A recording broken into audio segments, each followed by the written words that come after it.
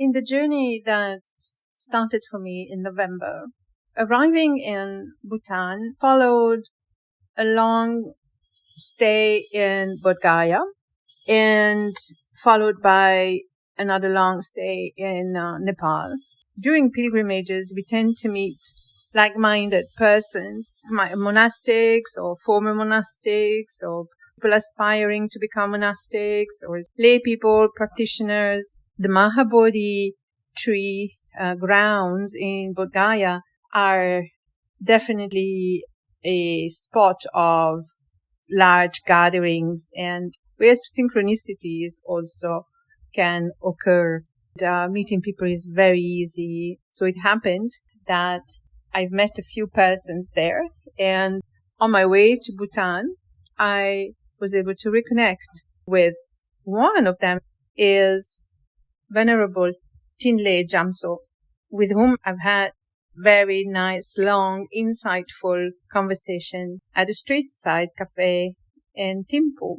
I haven't mentioned yet that Bhutan is at a high altitude. Landing in Paro requires a bit of adaptation, and then traveling to Thimphu on a mountain road also requires some adaptation. So the next day in Thimphu, at 2,300 meters of elevation, I actually wasn't feeling very well. I had difficulties adapting to the altitude. However, I really wanted to meet this very young and savvy monastic. It all went very well.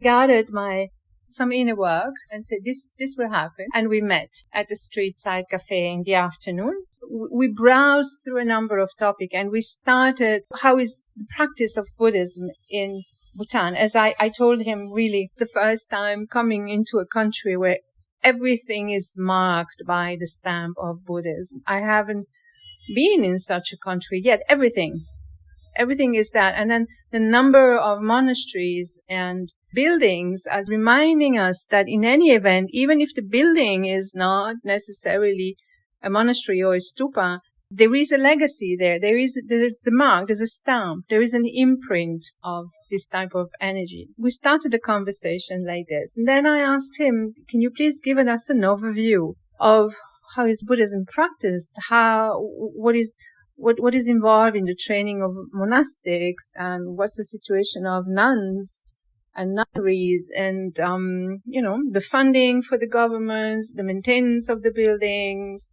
and the monasteries in particular. Here we go.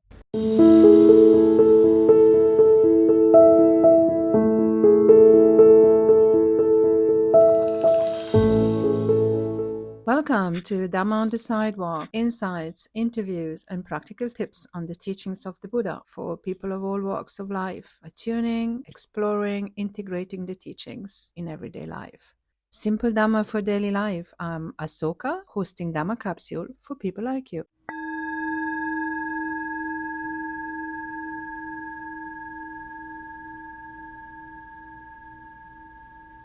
Thinley Jamthso is a young and smart, savvy, very good videographer, monastic. He ordained about 15 years ago, has completed all his training years and personal retreats. He was mentioning in the beginning of the conversation that in Bhutan now, it wasn't like that before. I think it changed about a decade ago or something, and that every public school has to have a Dhamma teacher, and that teacher is a monastic. So there are monastics who are assigned to public schools. Then there are monastics who are assigned to Dhamma Institutes, and he is one of them. So the conversation is quite insightful. Let's listen to the first part.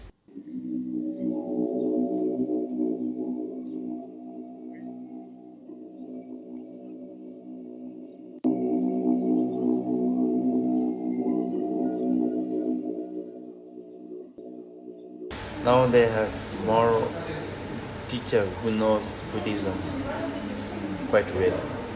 Before our time there is, we call Dzongkha Lopen, which means they mainly teach the Dzongkha language, and they in our textbook there is a story of Milarepa, and also there will be teaching of good deeds and bad deeds, like that. Everything teaching is there. But the teaching of Bodhisattva and Nagarjuna's teaching is there. Before me, it's there. I saw the very old textbook that government give. It's all free. To enter the monkhood, then it's really an individual choice, right? Yeah. Or it's a family choice. But in Bhutan history, I think it's written that before, during I think third king, I think every family have to have one monk sent to monastery. It's like that. It has to be a male? Yeah, male, nun, if you can go to nun also. But before there was not many nun in Bhutan. Yeah. Right? How many nuns now? You know? I don't know the accurate, because there are many private monasteries, nunnery and like that, so we don't know the accurate. So every family it is encouraged for every family traditionally to have a monastic, a man or a woman. It's before like that, but now it's depends on individual. If you want to go to monastery, you go. If you don't want, then it's up to you. I can see that now the monastery monk, becoming monk or nun, is becoming more lesser than before. Less? Yeah, this is for sure. Less, or they starting later? No, it's less, becoming less. Less numbers. Less numbers. This is for sure. I don't know why, but in Bhutan. Yeah, in Bhutan, you can say like that. Very few, few become monk. So what about the transmission, and what about? This will quite go on. I don't know about that, but the monastery, the head of the monastery said, His Holiness will always give the transmission to the four major. There's four main lamas in monastery, so they will give to a small monastery like that. It will go on for, I think, it can go on for a long time. But less people become monk. I know that it's becoming like that. Before it's kind of rule that every family should send one man or one guy to monastery. But now there is no rule. So I don't know how it will go. But where I stay is a private monastery, and I see around 2 to 3 yearly 2 to 3 monks leave the monastery, and only one comes in. They leave the monastery to. You mean they leave the robes? Yeah. To marry, or to go back to marry, or to do some work like that. Do you know the motivation why they leave? It's just enough. I can't say exactly, but sometimes it depends on the monastery discipline also, Sometimes, because the monks who don't like to practice, who don't like to study, there's many games in mobile phone, and you don't get that chance. Also, they don't want to stay in monastery. See, it's very little, very small reason, and they want to run away like that. Actually, I'm a teacher over there, and I used to say, You're a teacher at the monastery, yeah? Yeah. I used to say, what you are doing over here is quite beneficial. But just now you just begin your study and you don't know the depth of this teaching. So you don't. At the core, they don't feel what is Dharma. They just understand. Do they know what they are there? How come they are there then? Yeah, that's the problem. The reason is not stable. Some they'll say, my family is poor, or some say my mom and dad want me to go to monastery like that, and some decide by themselves and come. It's okay. The background reason, doesn't matter much as my suggestion and my thinking, because before, when I want to become monk, my background reason is also not that good, I just think that we are four and our parents have to work hard to take care of four of us. So if I go to monastery, maybe there will be little bit of relief to mom. Mom then don't have to work hard. So I shall go to monastery. I thought like this and I went to monastery. Then I stayed there. Every time I learn is only chanting. I don't know what is Dharma also. Same like the class, level by level. First you memorize all the text or how to chant the prayers. With that you receive some empowerment or oral transmission and all. After finishing that level, then the teacher will send you to where you can study the 5 major subjects of Buddhism. So there you can go more deep, right? Into the philosophy and that. At that time. After that, now you know the depth of Dharma. So you need to put what you know into practice. So they send to the retreat, 3-year retreat or 4-month retreat like this. So it's like the level is like that. The minimum, is it really 15 years or is more? Not everybody become Khenpo. I completed my 13 years of study in Pelpun Sherabling Monastery. So when I was in 10th grade, I was appointed as teacher, training for teacher, right?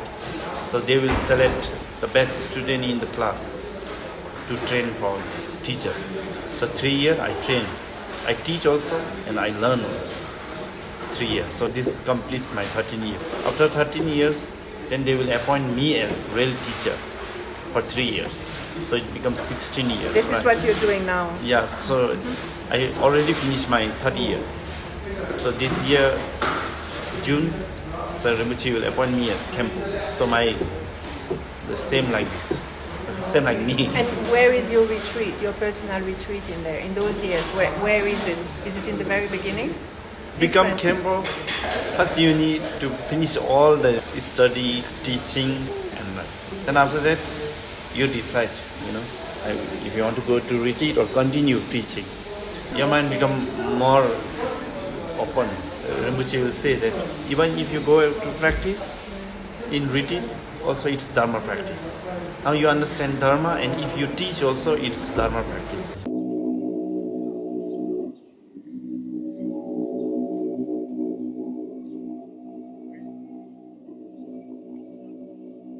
So how old are the monks you're teaching? You're teaching it to whom? You're teaching to Dhamma students. How old are they? I took two classes. One is they are around 14 to 18. Then in one class it's around 16 to 27 years old. Yeah. How many of them?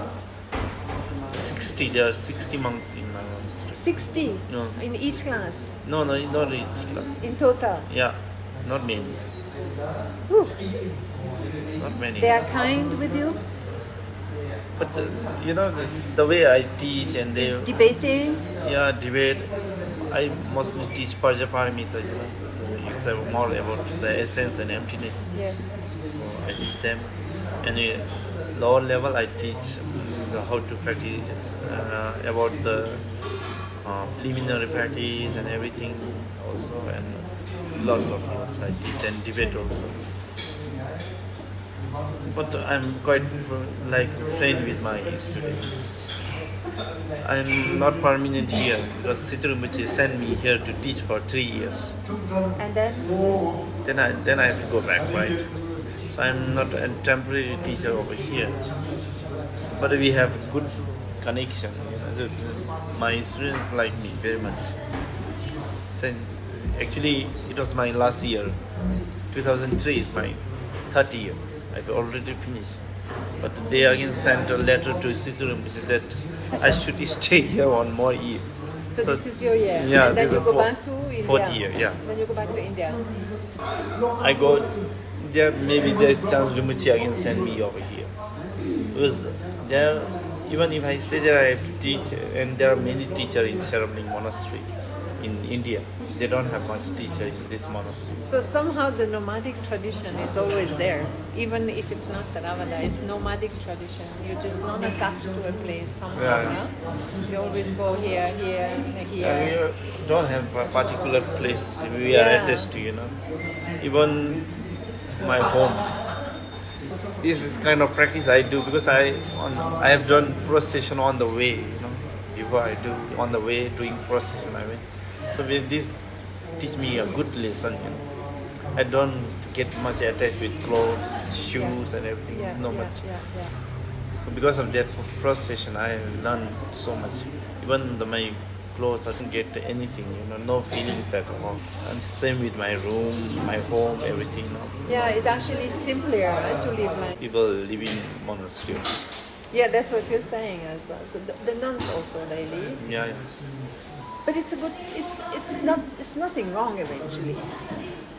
Nothing wrong in the society, in the mind. See? Yeah, 100 monk and 95 can stay and 5 can stay.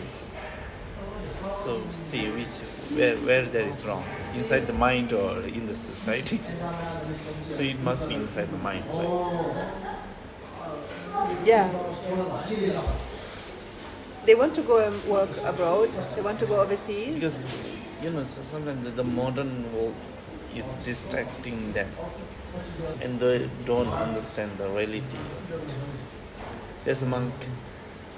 When I first come here, there's a monk. He said he want to leave monastery. I didn't say about Dharma teaching. I said, you leave monastery. Your parents are poor, so they can give you wealth. So this opportunity you lose. If you need a job, you need education. This you don't have. So to live a life out there, you don't have education, you don't have wealth. Now you have one more option. That is that you do labor work, right? Very hard work, right? You do farming work. It's very, very hard work, right? And this also, you don't have land and you don't have money to invest. So these three opportunities you already lose, Now there is again one opportunity beyond this. You steal. Because if people don't have these three, then they do bad work, right? Yep. Then you have to step into the bad path, which will lead you to jail, which will make you more suffering. See here, right? You get free food, free room, free knowledge, everything Free clothing. Free. Yeah, everything Yes, free travel. You just need to put your interest into practice. Yes. This is also for yourself and for everybody. Now, if you don't find happiness and peace inside the monastery, you will never find outside the monastery. Because your mind made it. So I said to him he said, he didn't listen. 1 year he stayed. After 1 year, then he went. He tried to work, but his education is not that much, so didn't get good job. He's tired of that. He asked his monk's friend to put internet data money inside his mobile like that, and friend didn't help because they also don't have much. And his parents didn't help. At the end, he did something bad, He stole something and then he went to jail. Same like what I said. He reached the 4th level where he need to steal something and went to jail.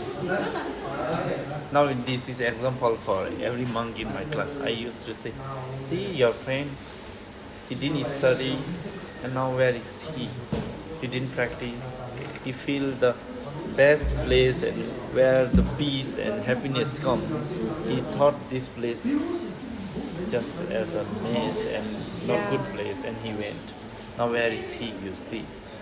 So I always give this kind of advice. and can speak according to Dharma also, but this is reality they are facing. I think that monk left and he's in prison. In prison. Yeah, because he stole something. So this happens. As you say, there's the other side as well. It's not necessarily for everybody. Yeah. It's true. Thank you. Thank you.